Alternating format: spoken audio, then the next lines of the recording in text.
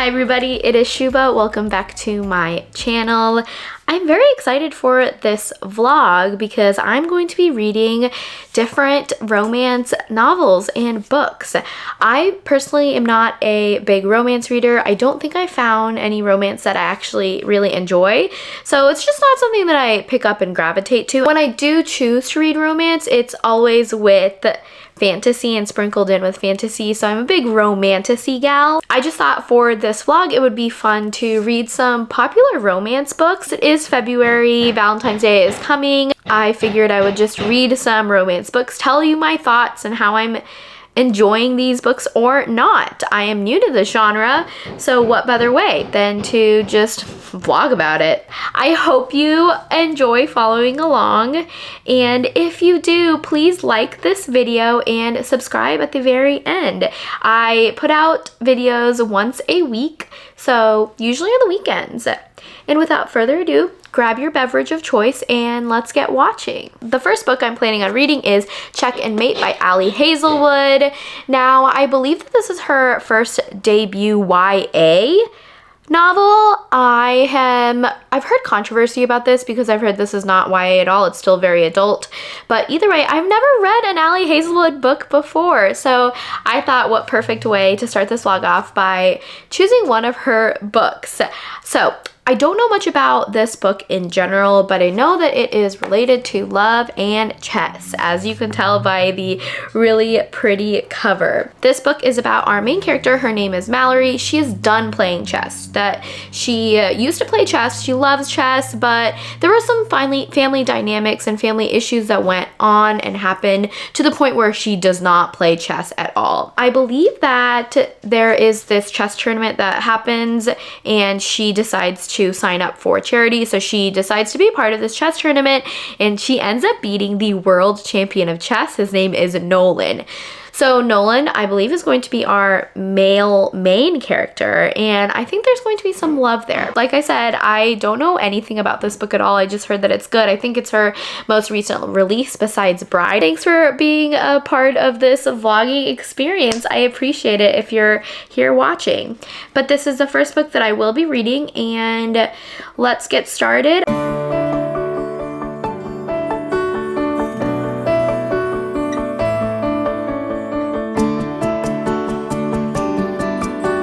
Alright, first reading update. I am already 100 pages in to Check and Mate, and it's so cute. I really like it.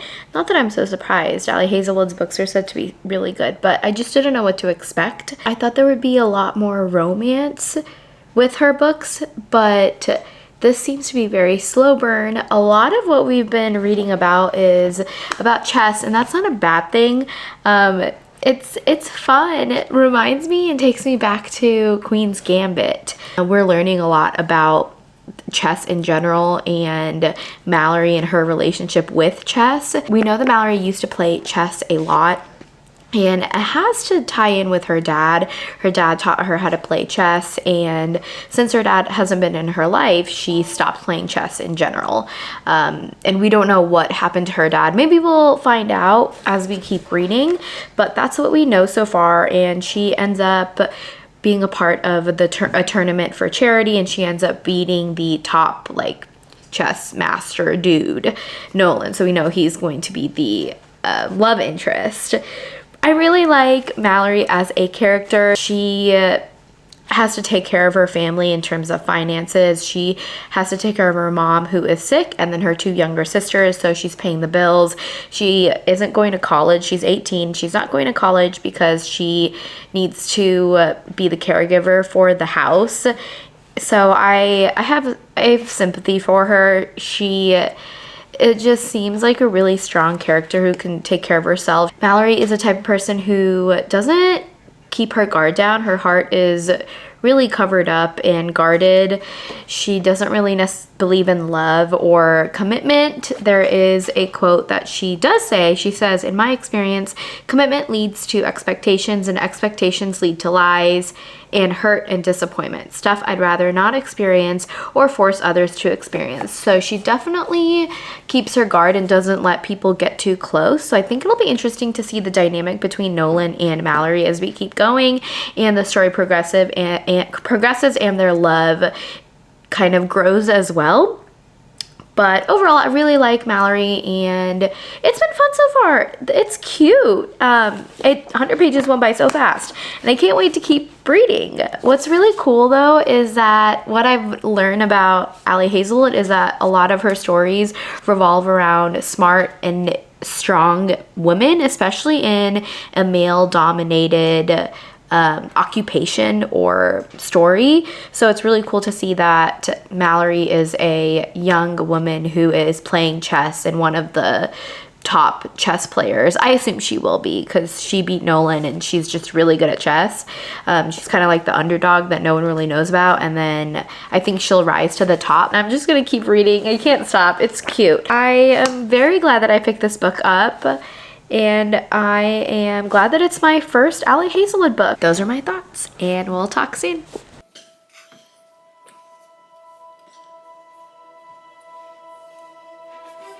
Checkmate. What? Checkmate. How? Nuh-uh. Tina. I know, it actually worked.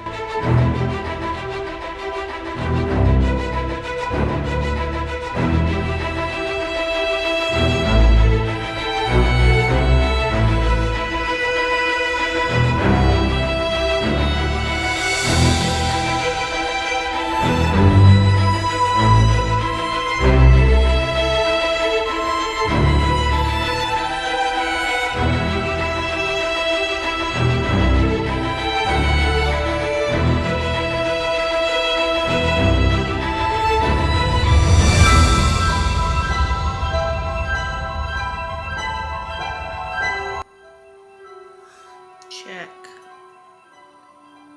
Wrong. Mate. Yep. We're good. Victory is mine.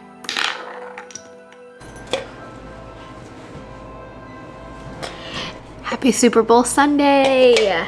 I am ready to go. Woo. I wanted to give you a quick reading update of Check and Mate. I am on 152. So I read only about 50 pages. Since I left you off, Mallory is just a cute character. Like, we know that she acts like an adult since she does have to take care of her family, but we're starting to get interactions between Nolan and Mallory, and I just feel like she just shuts down a little bit. She's awkward, and it's cute, and Nolan is very much intrigued with Mallory. We find out that he really wants to play chess with her. He's just enamored by her. I think it's because he just hasn't found anybody as good as he is up until now, since Mallory did beat him. So it's just really cute, and the interactions that they have are a little very quirky and awkward, but I mean, what do you expect? She's 18 years old, and he's, I think, a few years older. But the dynamic is there. He is trying to open up, and he doesn't normally do that. She is very much like, no, I don't play chess with other people outside of work. I'm not playing chess with you. And he's like, please, I'll even pay you. She's just not about it. And we do know that she doesn't try to get close to people. And we find out that he used to play chess with Mallory's dad. Like, they've competed before. So I think that really took her off guard as well. So far, it's really cute. Mallory is competing in different tournaments. She's making friends, and it's just fun to see that, because I feel like she's been so focused on taking care of her family, working for money, and just not taking care of herself. But now we're seeing this side of Mallory that's like, okay, yes, I am providing for my family, but also I do enjoy this. I forgot how much I enjoy this. Even though she's really fighting that urge to like something and like chess, she does. She enjoys it a lot. I want more Nolan and Mallory interactions. I think I might be a rom-com girly. I will not get as much reading done this evening since we do have the game that we're watching. Go Chiefs! But I will give you my reading update whenever I can. That is it so far. It's fun. I can't wait to keep reading.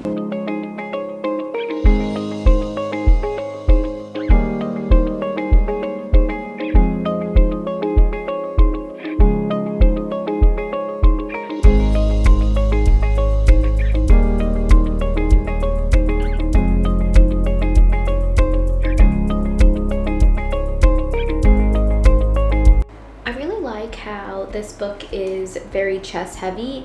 The whole plot is driven towards and around chess, but it's still very engaging and a book that has been very easy for me to read and not want to put down or take a break from.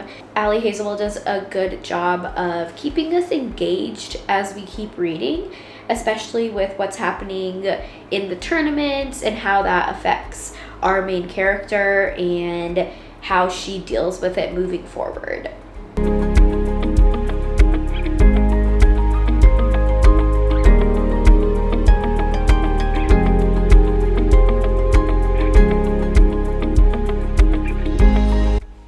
I really need a Nolan's POV of this book because I want to know what he's thinking. I want to know his perspective of Mallory. He's just so enamored by her and he really wants to play chess with her, but she won't. I want to know why. I need more. That's funny because I just said I need more and then I just read I need more. Nolan needs more of Mallory. Good morning, everybody. Happy post Super Bowl and Chiefs win. We did it. What a freaking game. Wow. I hope you all watched it. I watched it and I don't really do football, but that was a game to watch. That was so much fun. Last night I did end up finishing Check and Mate and I loved it. I couldn't get enough of it. It was so cute. The ending was perfect, a little predictable, but that's what you kind of want in a rom-com, right?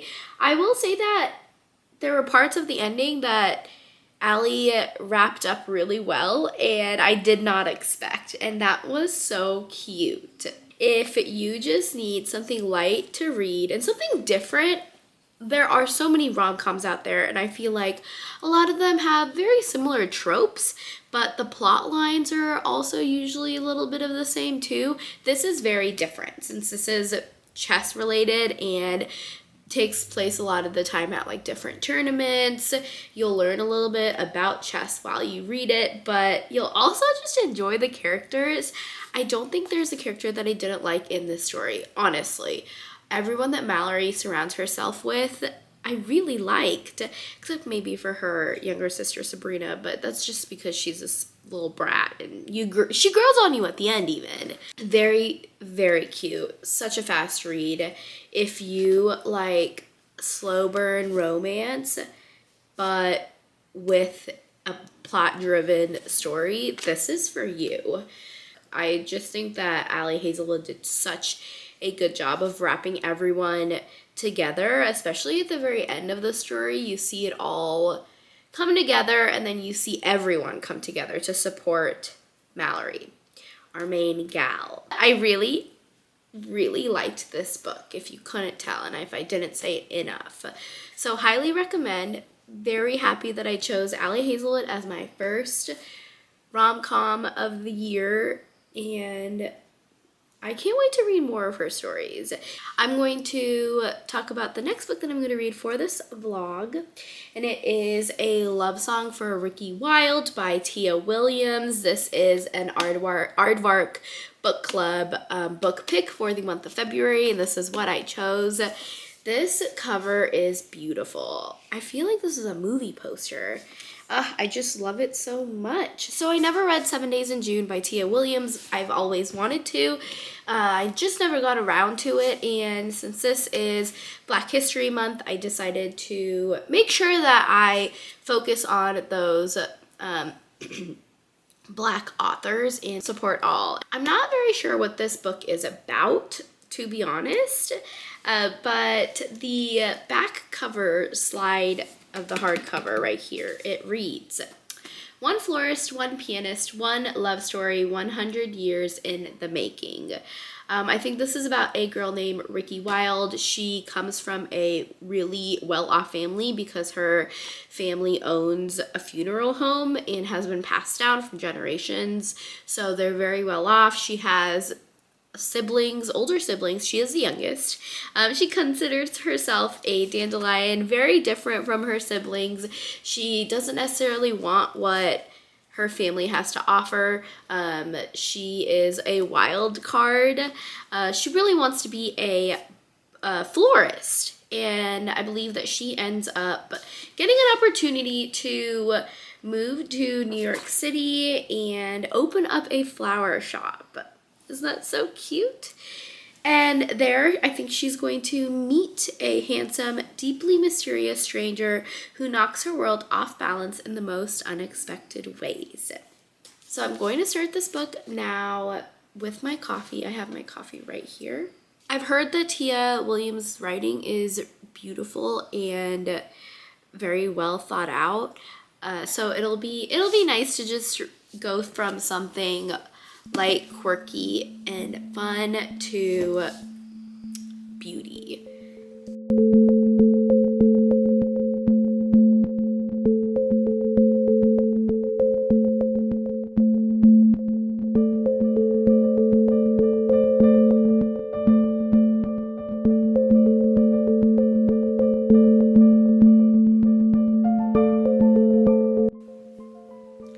So the story starts off with a prologue, and it says, "Leap years are strange, and because February 29th exists only every 4 years, it is a rare charged day." This is February, and we have a leap year this year, so there's going to be a 29th day of February.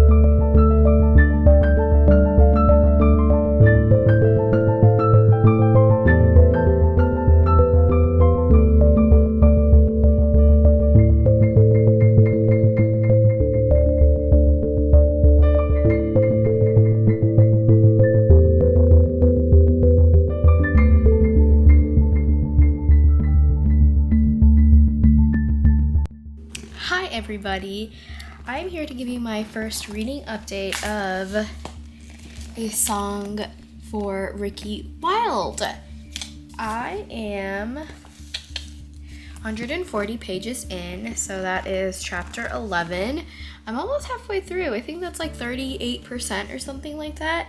But this book is really good, very different from Check and Mate. I feel like this is just a lot more beautifully written.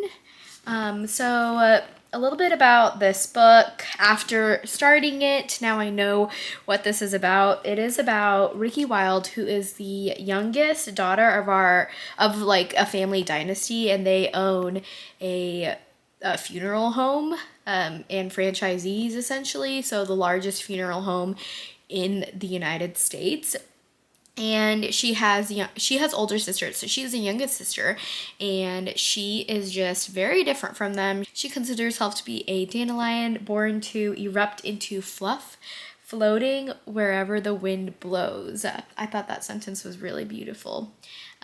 Not how I just said it, but in the actual book. So she doesn't want to take over her family business. She doesn't want to start a funeral franchisee. Currently, she does work for her father right now, but she wants to open up her own floral shop. One day, she meets this lady named Miss Della, and Della gives her the opportunity to move to Harlem in New York and open up a floral shop and live in New York City. So she decides to take that leap and do it. Her dad actually fired her, so she kind of just had to do it. But good for her. I mean, she's in her 20s, and she had been saving for a really long time. She could have opened up a franchisee for a funeral home franchisee, and gotten her inheritance, but she decided she doesn't want to do that. She would rather spend her time with the living than with the dead. This book is present day, so it literally takes place in February of 2024. It's like a day by day for the chapters, and at one point we flash back to the 1920s, and we start learning about this guy named Ezra, and he's a pianist. So, but then we flash back forward to February of 2024, and we're reading from Ricki's point of view. So Ricki randomly meets this guy at a garden, and like she can't stop thinking about him. She's just so enamored by him, and they just feel so connected to each other in some way. She can't figure it out yet, just because she doesn't, like, love is not on her radar right now. She is trying to grow her business, but she starts randomly seeing him everywhere and around town. They decide that they're not going to like communicate. Like they said they just need to, he was like, you just need to stay away from me. And she's like, okay, I mean, I need to work on my business anyway. I don't, like, can't fall in love right now. But he's like all mysterious, and he says, I'm basically like, being with me is a problem or something like that. So very weird, but they keep running into each other. So something's gonna happen there. But then the problem is, I'm wondering if this is like a Benjamin Button or Age of Adeline type of situation, because we have the one point of view that's in the 1920s, and then we're reading from Ricki's point of view. So this guy said that he's 28 years old. So I'm wondering, if his name is Ezra and he's 28 years old, you're not 28 now if you were back in Harlem in the 1920s. See what I'm saying? Does that math add up? I don't think it adds up. Anyway, speaking of Harlem, the setting takes place in Harlem of present day, but it's really interesting that when we go back in time, we're learning about the beauty of the Harlem Renaissance and how that compares with present day, and just how different society is now than it was before. We learn about the shift in time periods from the past to present, and I think that's so beautifully written. I think that Tia Williams does a really good job of kind of blending it together when we have one setting, but we have different space and time. It's really good so far. I can't believe I'm already almost halfway done, and it hasn't even been a day. I started it this morning. So I'm gonna keep reading. This romance is very slow burn. Everything is slow burn these days with what I'm reading. But it's just so mysterious to the point where I'm like, I want to keep reading. I need to know what's happening with Ricki and Ezra, and she needs to know too. She is just like weirded out by this whole situation, and how she's so infatuated with the guy that she's met a few times. So we'll see what Ricki gets up to. I am actually on February 15th, 2024. Today is February 13th, Valentine's Day, and tomorrow is Valentine's Day. We're reading in February. While it's February, day by day. I'm more interested to get more of Ezra's perspective as well, just because he is a pianist and we are going back in time and then back into the present time. And I don't know what that means or what will happen, but I just think he's a very interesting character. He's very different from Ricki in terms of personality-wise. He's more off-putting. He is a lot more quiet. He keeps to himself, whereas Ricki, whenever she's in an uncomfortable situation, she'll just spit out random facts and just be really quirky and weird. Ricki is a really likable character. I really like how passionate she is about wanting to start a floral store, and when she really wants to do something, she does it and she sets her mind to it, and I really like that about her. I like that she is flawed. She's not perfect, and she knows that too, and I think that just makes you really connect with the character more. So that is how I feel about the characters and the setting and my first update. Like having to share a living space with your ex. It's stupid. Awkward. Tomorrow's my birthday. Happy birthday. Thanks. If he wants to have a party, he can have it somewhere else. Good. Then I will call the cops. Okay. Do you think I could DJ emo night one night? What if we had Good as Gold as an emo?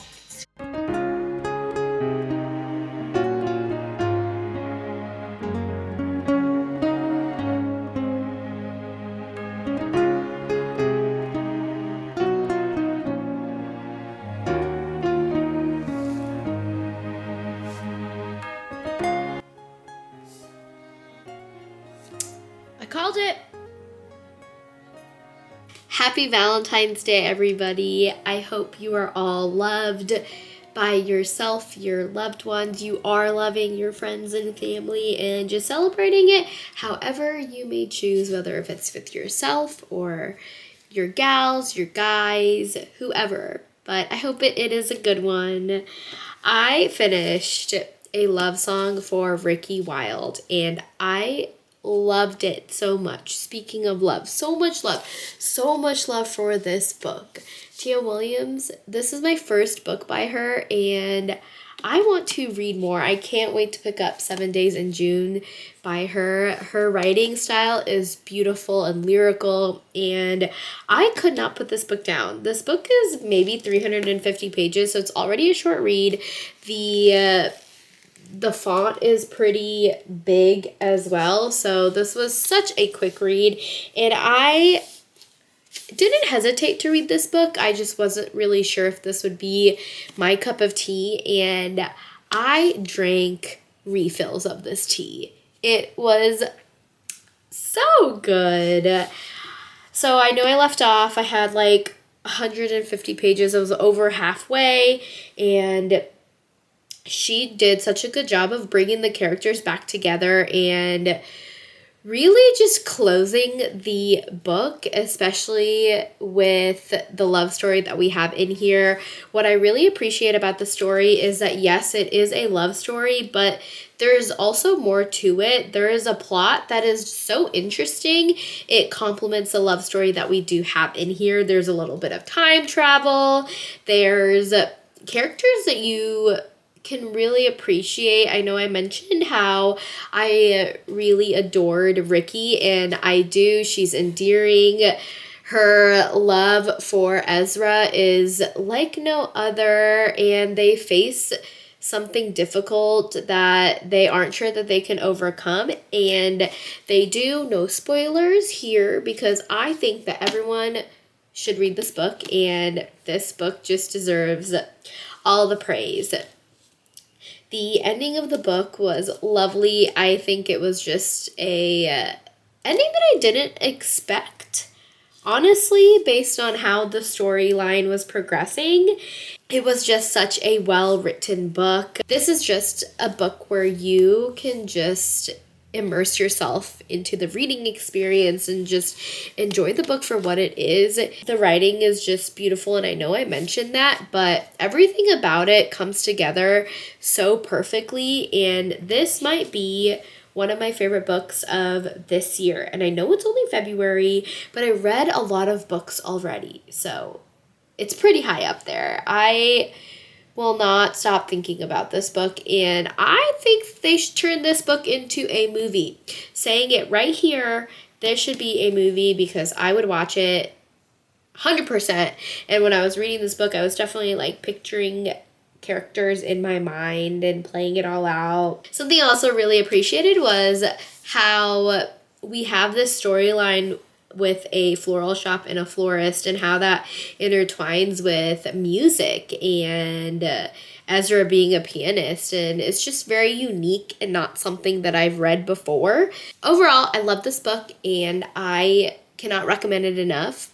Such a good book to end on for Valentine's Day. Hi everybody, and with that, I am ending this video just with these two books. Those are my thoughts on Check and Mate and A Love Song for Ricki Wilde. Let me know your thoughts if you read these books, and if you like these books, what you liked about them. If you didn't like these books, what you didn't like about them. But I hope you enjoyed this vlog, and if you did, don't forget to like and subscribe to my channel. I post a video once a week, usually on Saturday mornings, so you'll probably see one coming next Saturday. Thanks for watching. Bye.